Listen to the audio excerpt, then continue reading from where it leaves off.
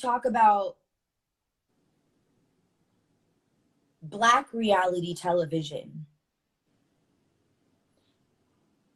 When we got into it, no one was telling us we weren't Kris Jenner. I was flat out, I'm gonna fucking say it. We weren't Kris Jenner. We're not being managed by Kris Jenners. We don't have, a collective of people who are like, we know your worth. We're gonna fight for your worth, and we're not gonna let you do anything that is below what you're worth. Yeah. And so we don't get treated the same. We don't get paid the same, and we don't have ownership. So we are literally a slave to the machine, and it's sold to you one way. And then once you get in it, you didn't have Kris Jenner representation. Therefore, you got stuck in a bad deal. And the harder you fight them to get out, what's sick about it is it's the Black production company that goes to the network that says she's insubordinate, she's hard to work with, she's difficult, she's blah, blah, blah, blah, blah.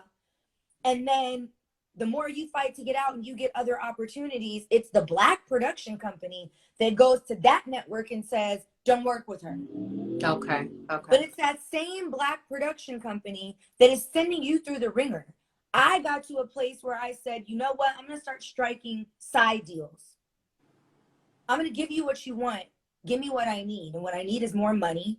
What I need is more money within the legal realm of union.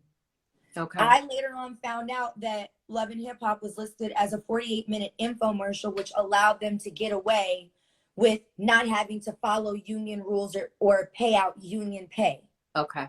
And so what that means is, we can shoot more than 12 hours. They don't have to give us per diem. They don't have to give us, a set budget for lunch.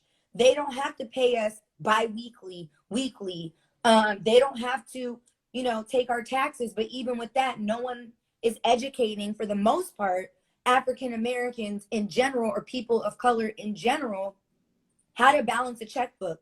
Just because you see a check that says $22,500 doesn't mean that that's what you're grossing. You have to put 30% aside to pay Uncle Sam, right?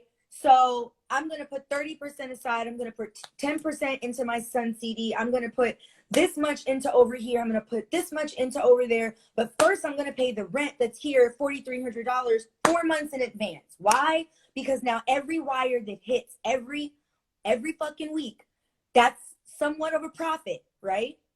And so I was getting paid essentially like a drug dealer on Love and Hip Hop. And I